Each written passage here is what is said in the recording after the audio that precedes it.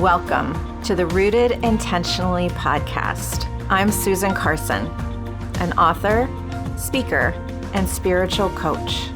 Through conversations and practices, we open safe space for encounters that restore our souls. Together, let's dive into the depth of God's love.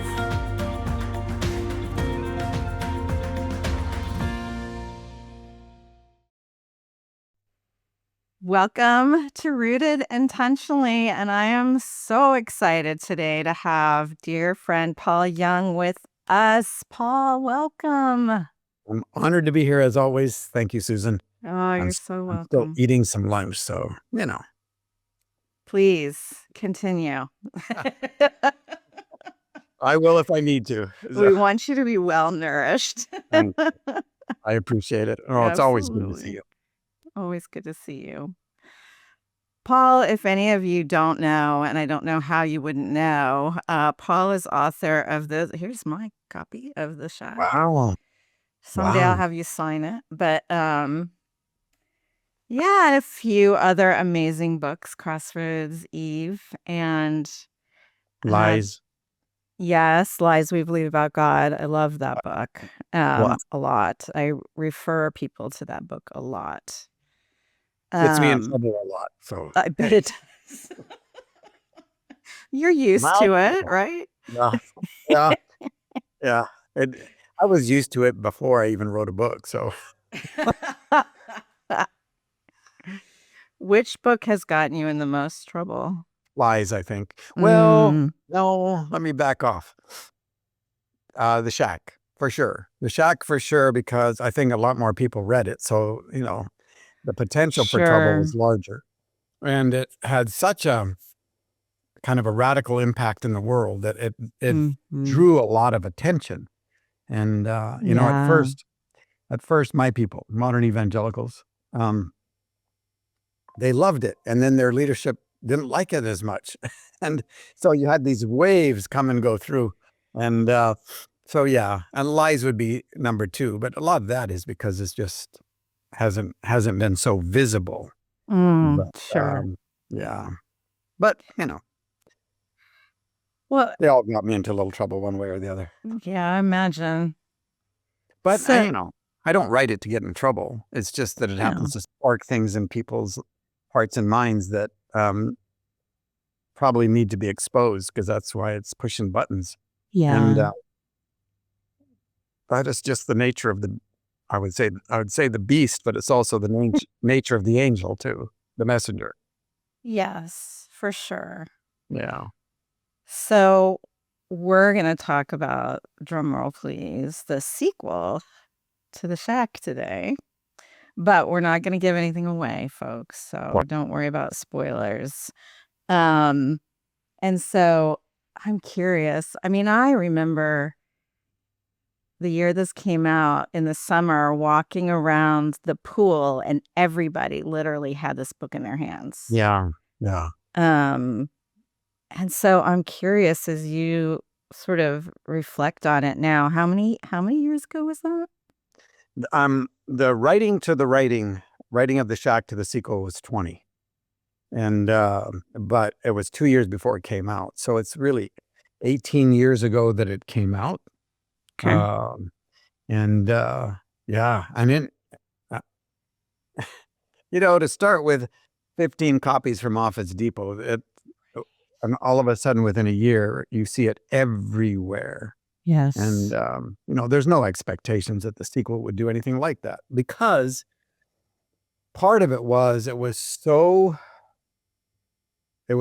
timely in terms of where the culture was at, where the church was at, all this struggle with concepts of God, ideas about God, theologies about God that were not cutting it. They were just not helpful.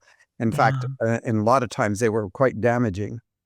And The Shack just kind of ripped a hole right through all of that unexpectedly. I mean, nobody saw it coming. And it became sort of part of a catalyst for a shift that continues. And I've had lots of conversations about this with some very smart people, and they put the Shack right at the front edge of this theological shift towards the Trinity, towards relationship, towards the centrality of the goodness of God, those kinds of things. And it keeps doing what it's doing. I mean, just another generation's coming up and finding it, and a lot of times in their parents' closets or something. Or the movie, right? Yeah, or the movie that sparked a lot of it, and so to have timing and timing, I think, and I say this a lot, the sandbox of the Holy Spirit. That's where the Holy Spirit plays a lot, because the Holy Spirit's very aware of how time works and where we're at, actually, not where we imagine we're at, where we truly are at. And because we're constantly prognosticating about culture, and we can be doomsayers, or we can be, really unrealistic optimists, or all of this, and God knows, and God knows where the hearts of people are at. Yeah. The Shack just did an unanticipated, unprecedented thing in the modern age, anyway. Yeah. Yeah. Well, people ask me sometimes, when did your, I don't love the word deconstruction, but whatever. When did all that start for you? And I'm like, I guess it probably started when I read The Shack. Wow. Um, Yeah. and I read it, and I finished it. I was like, please tell me this is true. And I'm at like it actually happened, but Right.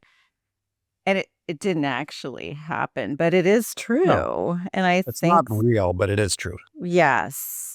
And I think that's why it penetrated people's hearts and imaginations the way that it did. It was human Mm. in a world where a lot of religious writing art had eroded into propaganda, Mm. because we didn't have anybody that was really thinking in broad sweeps. We didn't have anybody.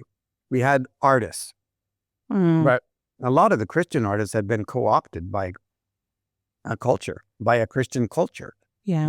not the kingdom of God, but by a Christian culture. The kingdom of God is way more human than our Christian culture is. And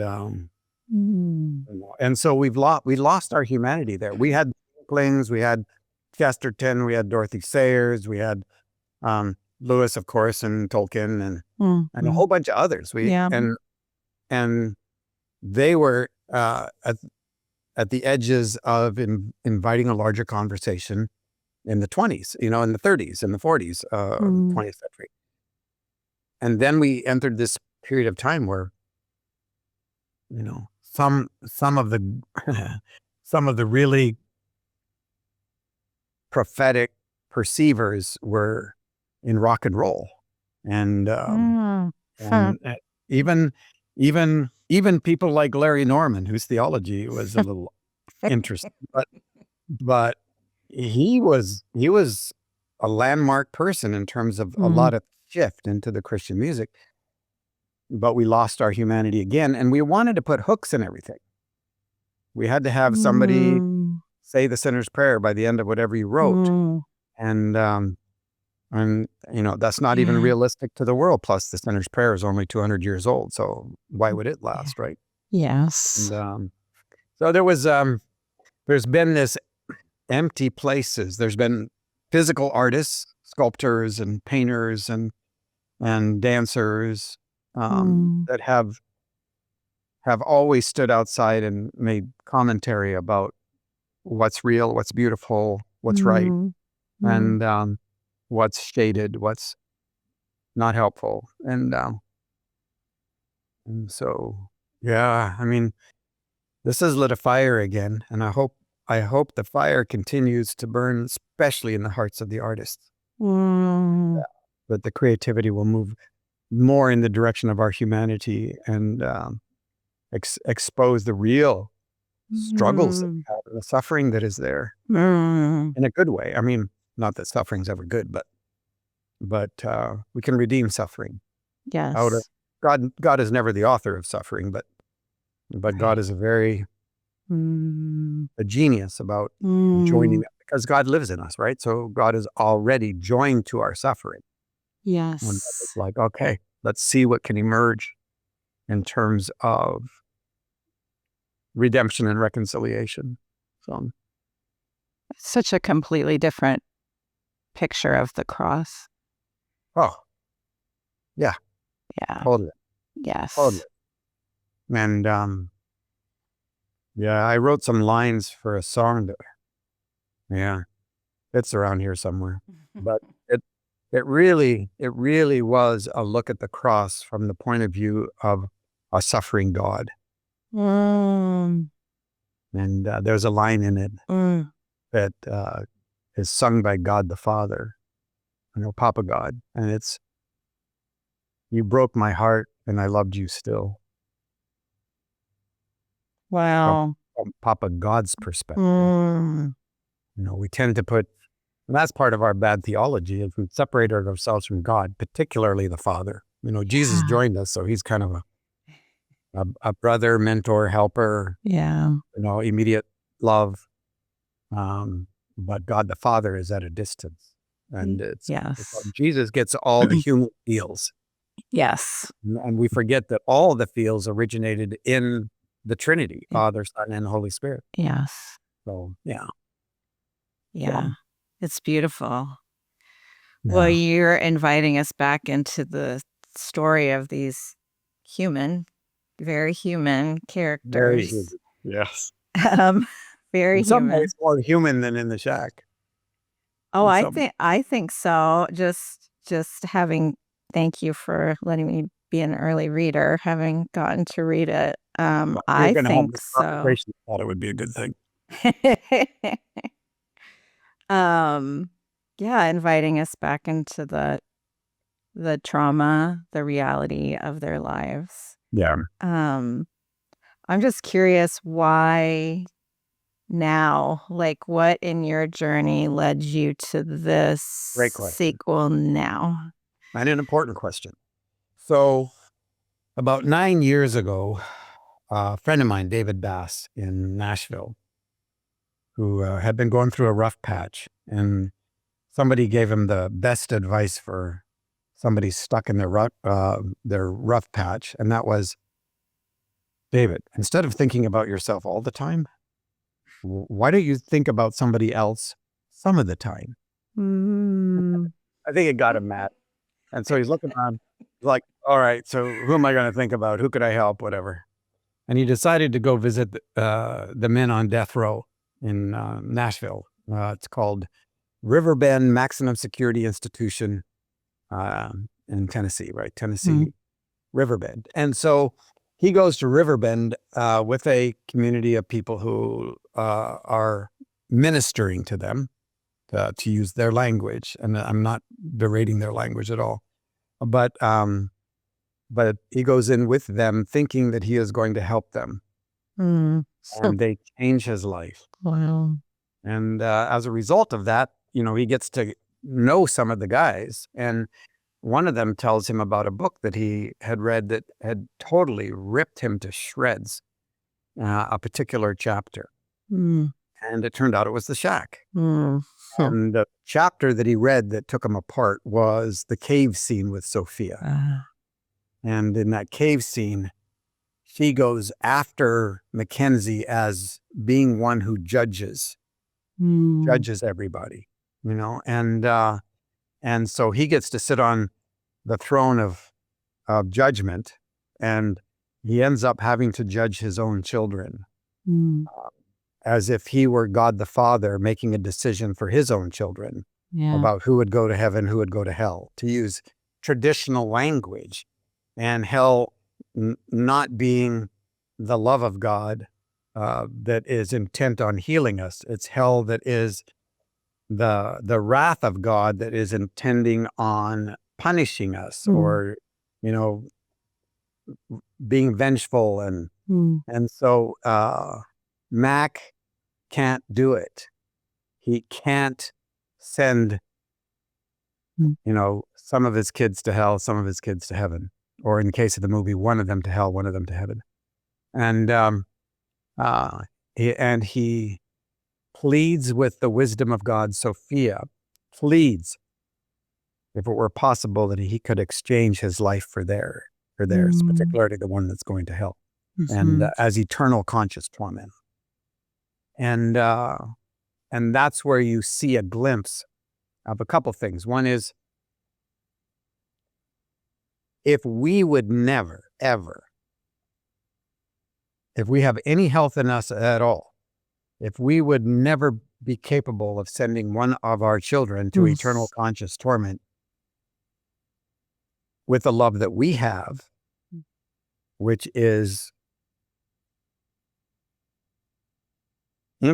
almost infinitely small in comparison to the love that God has, there is by nature. And we're saying God sends his children to hell, eternal conscious torment.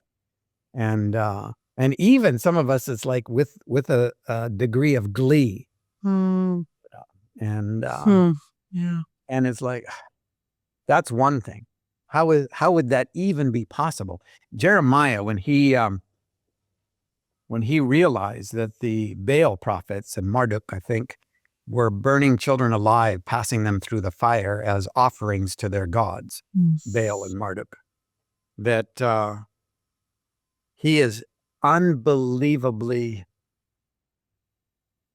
not just furious, but brokenhearted.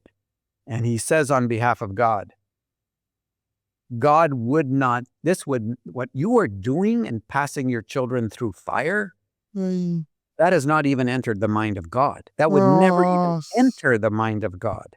And yet we have a theology in which that's exactly what we think has entered the mind of God and the actions of God. So anyway, the other thing that's in that confrontation, and the one that really affected the inmate, was about judging.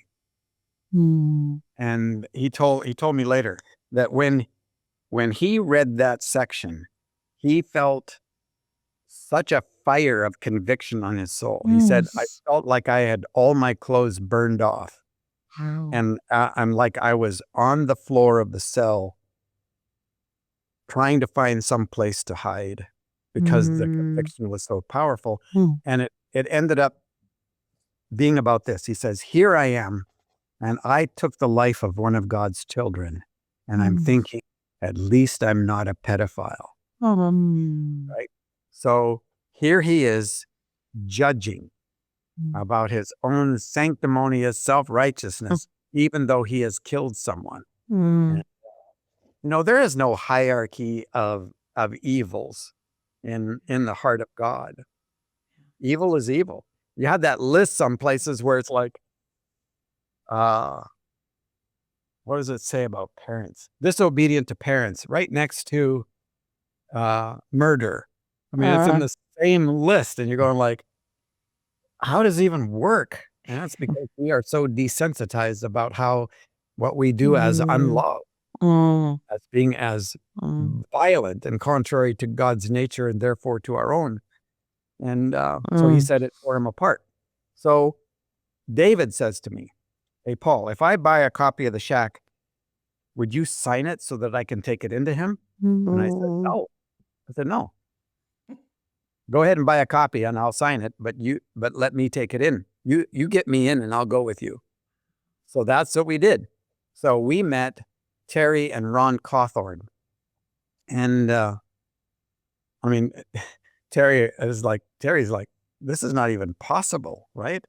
So we meet in this room, and Terry's been there and Ron has been there long enough that they have privileges. And so we were able to hug, and it's an open space. It's a little room. He was able to show me stuff that he had written and things like that. But as we talked, every once in a while, I'd feel his hand on my shoulder, just touching me. And I'd turn and he had tears running down his face. And he'd go, I can't believe you're here. You're here. You're here. And I'd say, Terry, I can't believe I'm here either. I'm on death row, right? And I've been in prisons and stuff before, but it's my first time on death row. And as David had experienced, I ran into some of the most free people I've ever met in my life. Mm, And as Terry said, wow. our prison's obvious. It's steel and concrete, but the whole world is out there in prisons that they can't even see. Mm, Um, right. so that started my relationship with the guys on death row. I got introduced beyond Ron Cawthorn, and then to a group of 12 to 15 guys, and Wow.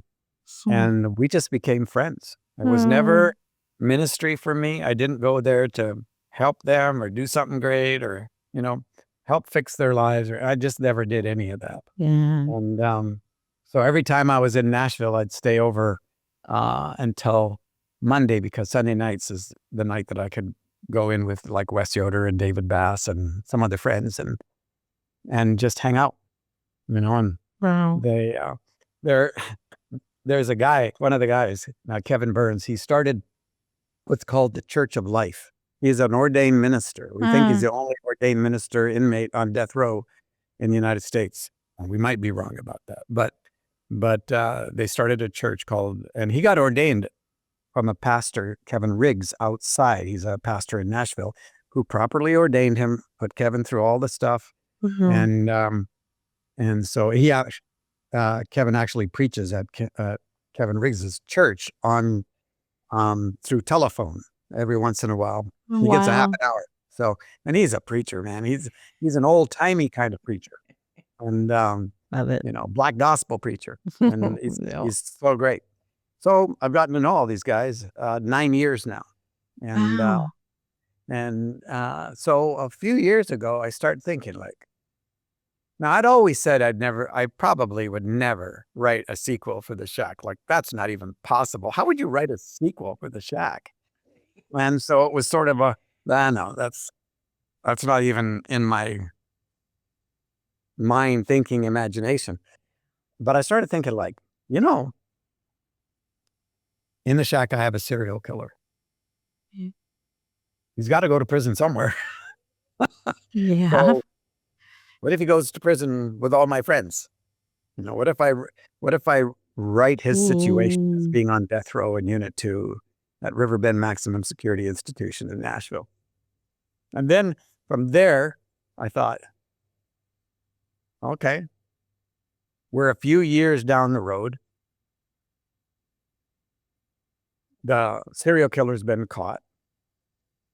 If I stick him in that prison, how could I possibly write this so that Mac has to actually face the man who killed his daughter? How mm, could I do that? How could I do it in such a way that it would make some sense?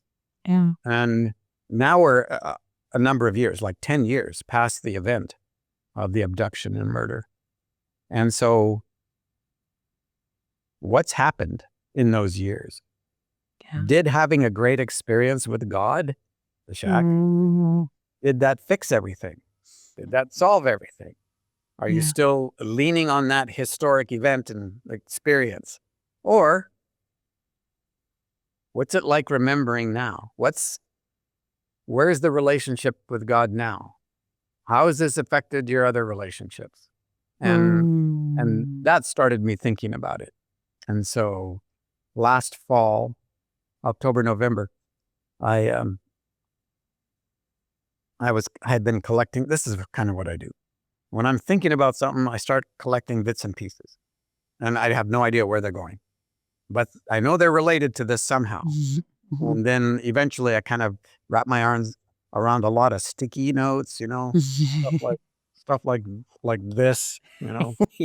and, and then I put them all together. I kind of organize them in some sense, and then I have an idea of where to start. I start there and just see where it goes. And I did Mm, that starting last fall, and I had the first draft done by April, I think April, and mm, mm. which people tell me is not reasonable, that you can't write a story that fast. And my response is, I never took a class. You know, when you don't know the right way to do it, then you can do it any way you want. So that's what started the whole chain reaction on writing the sequel. Return to the Shack, A Journey into Redemption. Yes. And I didn't want the redemption to be complete. I know it's a journey. And I know the Shack had to play a role in this, but does it play a big role? Does it play a little role? And one of the ways I've come to describe the difference between the Shack and Return is that the Shack was more a solo, and Return is more a choir. That makes sense to you after having read it? Yes, for sure. So Mac is the soloist in the Shack. Yeah. But there's a choir in Return. And you and I were talking before we started. You were saying how you were kind of actually not kind of, quite nervous to read the sequel to The Shack, going like, what if I hate it? What if I don't like it? What if I don't like it? What am I going to say to Paul? He loves me. You know? And anybody that's read The Shack, some of the pre-readers of the sequel of Return, they felt the same way. They're like, you know, and more than a few have come back and said, we actually, I hate to say this, but I kind of like it better. And I say, well, there's a reason, and that is because you read The Shack. So there's a newness to this. Plus, The Shack gave you a context for reading this. Yes. And so it's like, all right, let's go into our humanity in different ways than we did in The Shack. Yes.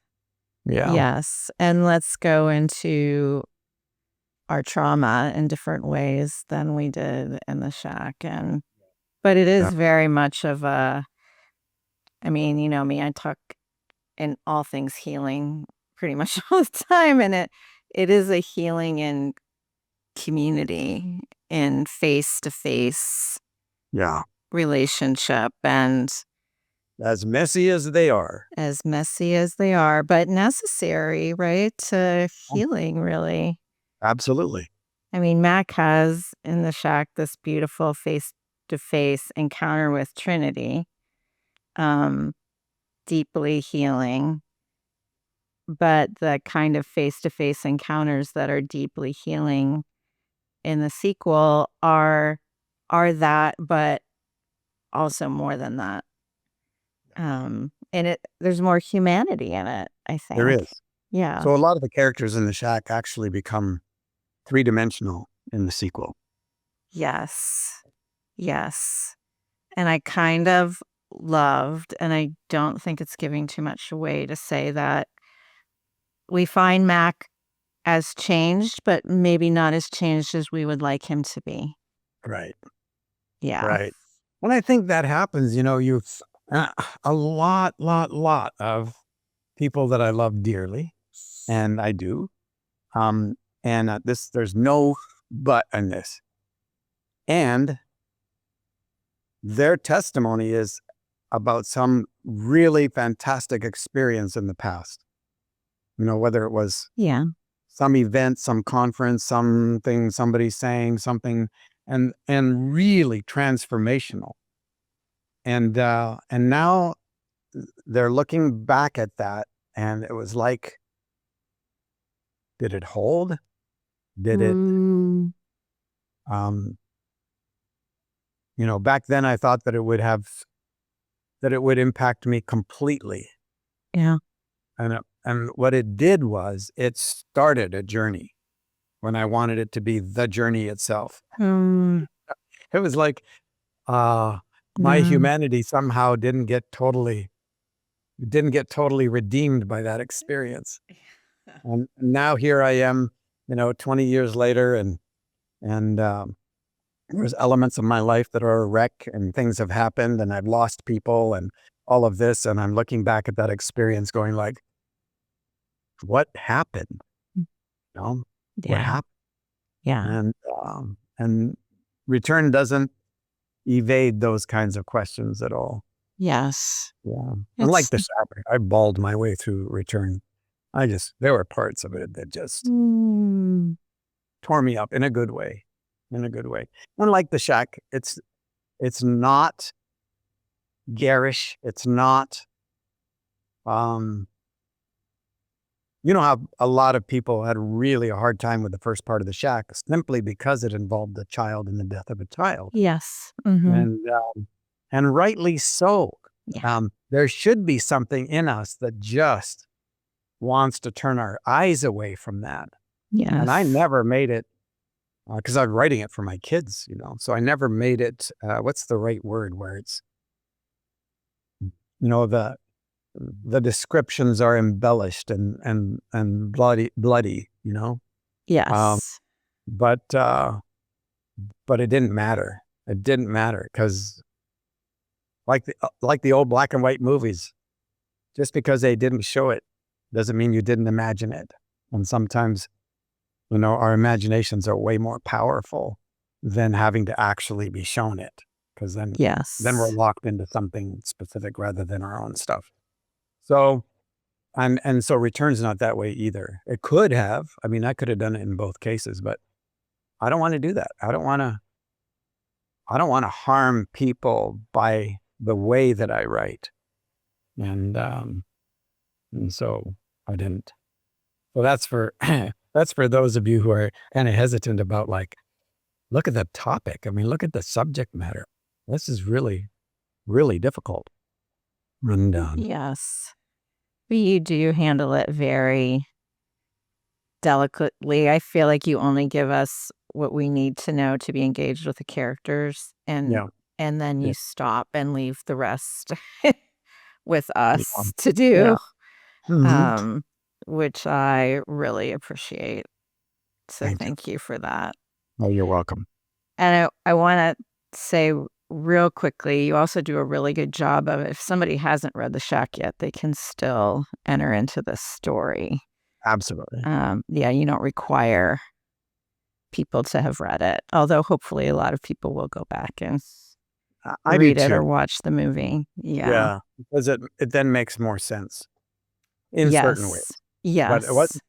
I wrote it, and that's a tough thing when you write a sequel. Like, how do you thread that needle? How do you thread the needle so that people who haven't read it aren't lost? And Yes. and yeah, I'm grateful to the Holy Spirit. That's all I can say. Yeah. Yeah. So you're pulling on some theological threads, shall we say, in Mhm. this book, as you are wont to do, in only the Brady, way Paul Young can do it. One of the big threads I would say is forgiveness. Um, yeah, yeah, and you talk about forgiveness in a way that is, I had never heard anybody talk about forgiveness the way you talk about it in this book. It asks more of us. It asks more of Mac, I think. yeah. Um, and I'm curious if you'd speak to that at all, or how you came to that in your own life.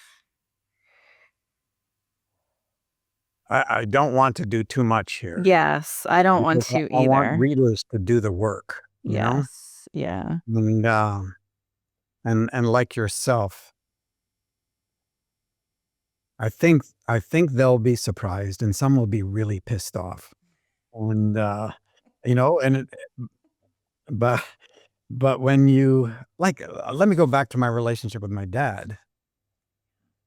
I I didn't realize that the journey for forgiving my dad had not ended until I let him go of all my expectations to change, Mm, and that I was willing to build a relationship with him as he is, mm, and um, and mm. release him from being uh, someone who failed my expectations to be a father, and instead allowed him to be someone who was my dad, who was a human being. Yeah, my dad became secondary. That's just a subtext. But he is a human being, and therefore I can build a relationship with a human being, but I have to let go of my expectations because they always interfered with my ability to listen to him or to hear his story or to think that what he was saying mattered. And it was all geared on my side. So part of the issue of, there's a great line, and I'll tell you this line in return. There's a Black woman who owns this cafe that Mac and ends up in, and Mac and Nan end up in at another point in the story. And her name's Loretta. And at one point, she hugs Mac and Nan goodbye. And Nan has been very touched by just the person that Loretta is. And in response to something Loretta says and does. And Nan is like, I can't thank you enough for the ways that you've just loved on us. And she says, well, isn't that the way it's supposed to be? She says, you never know the whole story. So why not love all the time? Yeah. You never know the whole story. So why not love all the time? Yeah. And that little statement, man, it is stuck with me. When she said it, it surprised me. And when she said it, I could say to Loretta, Loretta, flesh and blood didn't tell you that. You never know the whole story, so why not love all the time? You're looking at a person that you think you've known your whole life. But let me tell you, you don't know the whole story. We just don't have the capacity to climb inside. God does. God is inside that whole story. And loving and moving and encouraging and nudging toward wholeness. And God knows the whole story and loves without condition. And so we project, we look for scapegoats, we judge in a negative sense. And there's Loretta. You never know the whole story. So why not love all the time? Yeah. And, so that's part of what I tried to approach with regard to forgiveness. And once the book is out, then we can have a very direct conversation about why I did what I did. And, I drew from some really great loving minds like George MacDonald in terms of wrapping language in an accessible way that would penetrate to places that matter. And it's like these things we've got to deal with. We can't just, walk by as if they don't matter. Forgiveness matters. Forgiveness is really at the part of the centerpiece of what love is. And, compared to the journey of reconciliation, if you have faith the size of a mustard seed, if you trust Jesus, the size of a mustard seed, you can forgive. It's a possibility. And so, pretty exciting in terms of the challenge of it. But when you saw it, I guarantee that it resonated with you. That it's like, Oh, for sure.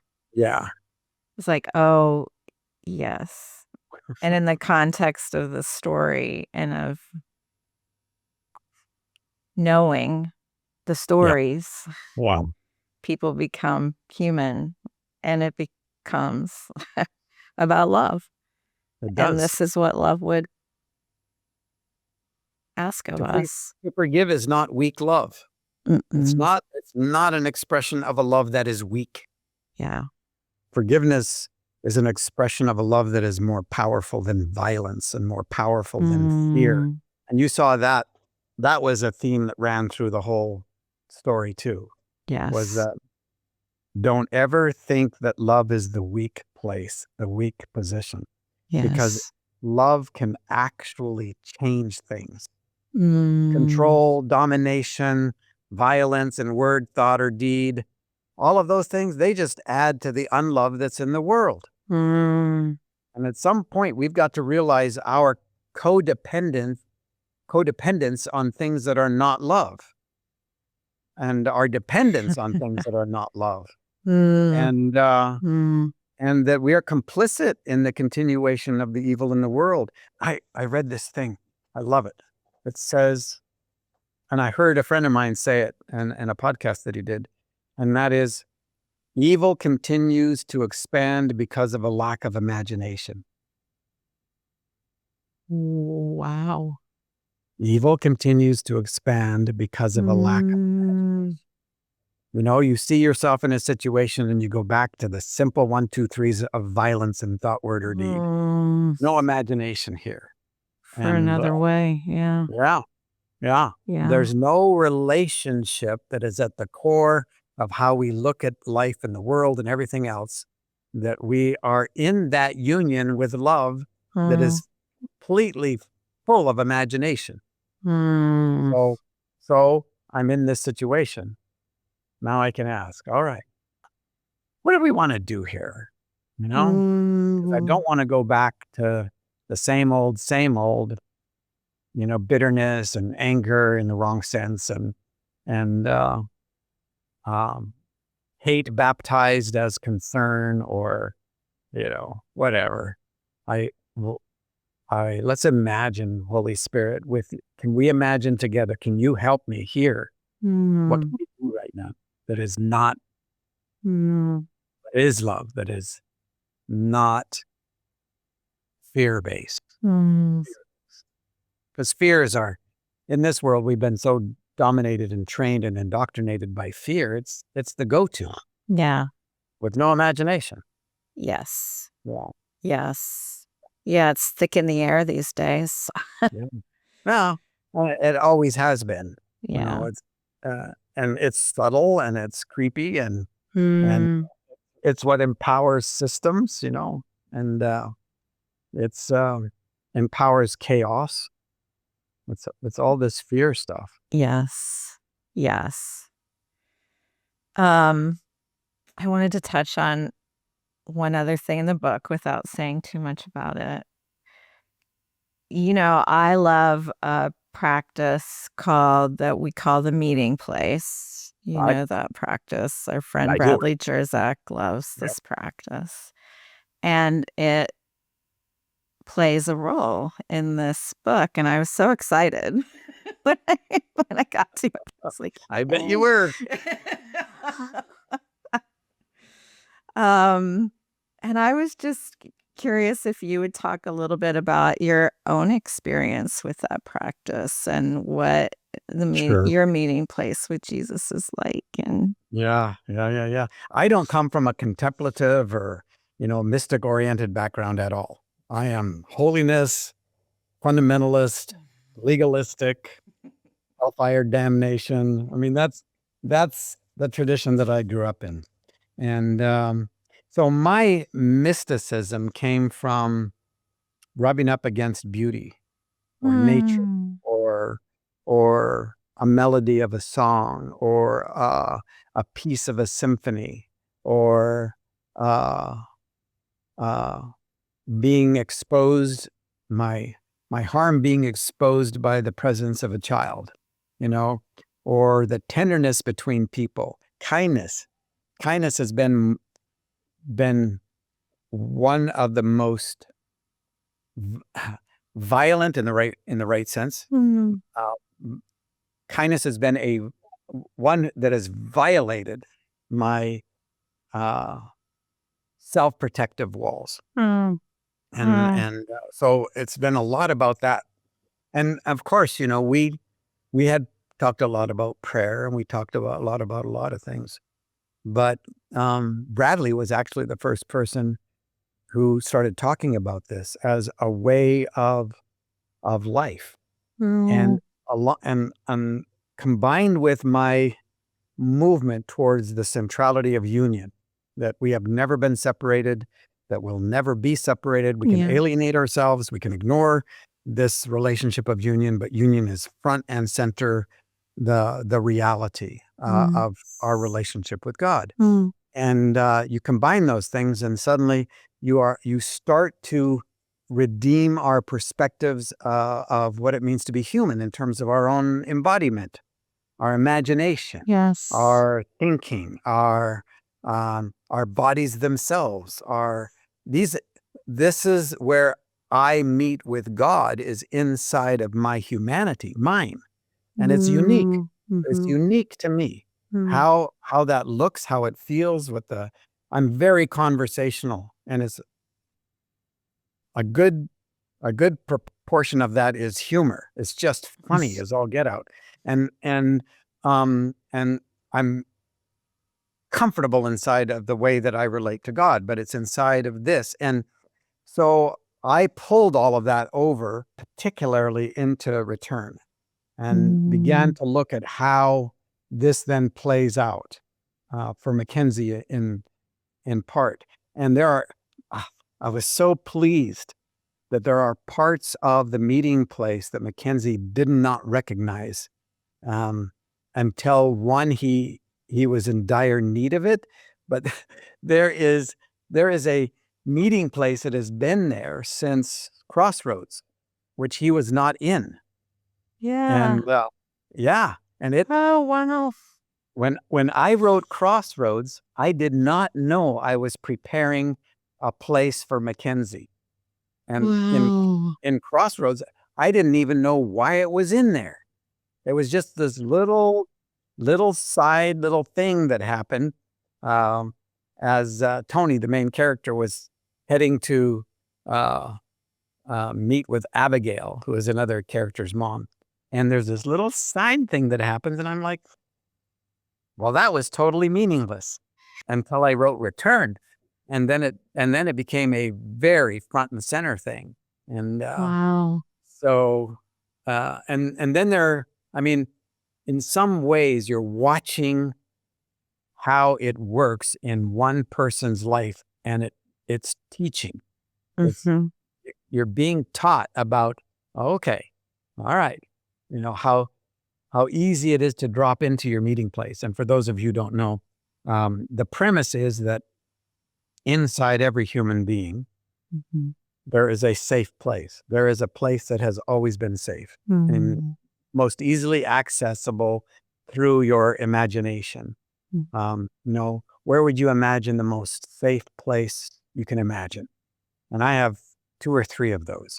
And then, Bradley or others who teach, you can ask Jesus or divine love or a higher power, or all the different ways, that which is greater than I, the truth, or, to meet you there. And whether it's in an embodied form in your imagination, or it's a sense, or it's a emotional presence, or all of these different things that retains your safety and doesn't violate that. And you can have conversations there, and you may not hear anything at all, and that can be for a lot of different reasons. But you can ask, why can't I hear anything? Or maybe that's not how the presence of God lives in you, the uniqueness of who you are. Yeah. Maybe it's an emotional sense, or maybe it's something. Just Lewis would say, 2 feet in front of you and 1 foot to the left. Yeah. He'd be trying to grab a hold of language, this sense of the presence of someone who cares, someone who sees you, someone who loves you. Yes. And then, you have to learn, because we all think we make stuff up as soon as we have an engagement with God.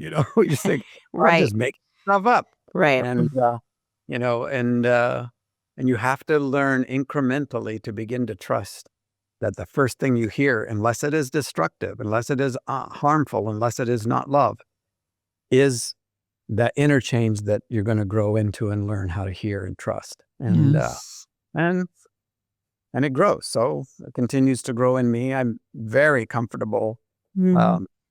at any point. I don't even have to go to a meeting place anymore. I don't have Mhm. to, but it's always available to me if I need a break Yeah. from what's going on around me. And I can do it in a split second, come back in a split second, Yeah. So it's, there's many different spiritual practices. I don't really gravitate to very many of them. Mm. They're they get a little complicated for me, Mhm. but I'm quite simple about these things. And but if somebody invites me, like to walk a maze or to look at scripture one particular way, I'm all in. I'm like, Mm. I'm all in for that moment. And if it sticks for me, it sticks. If it doesn't, it's no problem. Yeah. I can do it again in a week. And somebody invites me, I'm like, I'm all in because I Mm. know this, that God is everywhere present, including in me. Mhm. And Mm. and in my relationships with people, when I receive an invitation, I trust that something is going to be kiss of Mm. grace or Mm. valuable or any of these things. I just don't try to do things on purpose very much. Yes. I appreciate that about you. Yeah. I was talking to Bradley. I'm going like, I don't think I have very many spiritual practices. He goes, are you kidding? You hug. You hug, you be present to someone, you look at their eyes, and he started Mhm. naming all these things as spiritual practices. And I'm like, well, I guess I do. I guess you do. I do. I Yeah. guess you do. But I'm Well, not trying to get somewhere. yes. See, and a lot of people, they're using spiritual practices to try to get to union. And, every religion on the planet that ever existed was about trying to get to union, to try to find a way to get to union with God. Yeah. And a lot of people's music, a lot of religious music, a lot of preaching, a lot of all that is to try to get us into union with God. And it's Mm. like, you know how much simpler this is? God established the union from the moment you were conceived. You don't have to do anything Yeah. to get to union. You don't need a spiritual practice to get to union. Right. That is maybe part of the adventure of exploration with God, but it's not necessary to get to union. Mm. Um, it's, Christ is in you. Yeah. Papa God, Jesus, the Holy Spirit are in you in that one essence, three-person presence. Yes. And they're completely there, not just a piece of them. And so Yes. we're going to learn to live out from our union, not spend our lives trying to get to union. So the Yes. meeting place is not about trying to get to union. It's about experiencing the union that is already there in you, Mhm. right? Yes. I said all of this stuff just to say that last sentence. Right. We're going all around it. I know there's something there. I know. Let's play with that. Okay. Yeah. Got it. Yeah, you landed it in just the right place, and I just wanted to let people know if this has whet your appetite, in this podcast in season 3, I think it's episode 3 no, it's episode 5, I lead you through the meeting place practice, so Perfect. if you wanna give it a try, I encourage you, if this Yeah. isn't something you've experienced before, this is a way to live more connected with the deep truth that we are one, we are in union with Trinity. Yeah. Yeah, Absolutely. yeah. So I love that. It's healing, such a deeply healing thing for people. Yeah. Um, Absolutely. yeah. So I love that. I love that in the book. I love so much the book, Paul. I love it. What a gift you've given us yet again. It comes Thank you, out, Holy Spirit. We will have more, please. yes, please. Uh, It comes out in October, right? October 6th, you can pre-order October 6th. anywhere. You can even pre-order a audiobook, which we did a multicast or are actually doing right now this morning. I spent with my daughter, one of our daughters, Amy, and one of our sons, Nicholas. We were recording for a multicast audiobook for both The Shack and for Return. Oh, And that means cool. the different characters are read by different voice people. Nico's, he's the one that all the podcast stuff that I do. Yeah, Nico and yeah. if you don't know, it's called Paul Young Podcast, and Yes. it's on purpose. Well, it is a no purpose podcast, no sponsors, no themes, no anything particular. It just happens, and we do about 15 to 20-ish minutes twice a week. That's it. But Nico has been doing all the technical stuff, and if you want, you can see my studio. It's right over there in the corner of the room. Oh, cool. It's just a chair and a table and some things that help me not spit. But Good. Nico, so we were looking at all these different voices Mm. for different characters, and I said, you should hear Nicholas, and I sent him that, and also suggested that they listen to something Amy did, so they did that, and so Nico, they asked him to do Mac. His voice was perfect Wow. for doing Mac for both The Shack and Return, and Wow. Amy got Kate. So and Oh, I get to be the author. I do the author stuff, and sweet. yeah. So I mean, there are a bunch of other folks involved, and I love multicast because it's more like theater. It's not all the way theater, but it's more like that. So you can pre-order ebook, that multicast audio, or the hardcover right now. They won't have the softback for a while. Yeah. The trade paperback they won't do for a while. Yeah.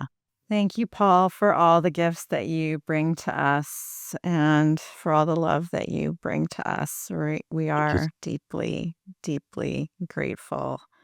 Yeah, so, Thank you for what you do. oh, Um, you're It's welcome. every kindness changes the cosmos and matters.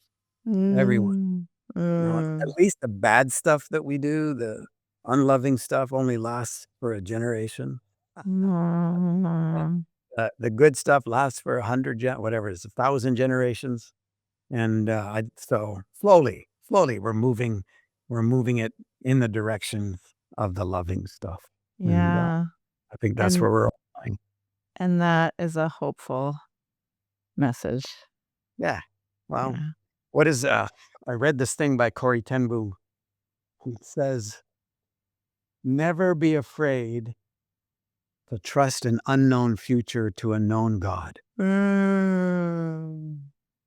Never be afraid to trust an unknown future to a known God. Mm. Yeah. That's a mic drop moment. Yeah. Yeah, That's hope. that there. is hope. I'm going to trust a known God. Yes. Yeah. All the goodness. All the goodness. Oh, love you much. Love you. Thanks for joining us today. Thanks, viewers, listeners, for joining us today. And we bless you to live deeply rooted in love.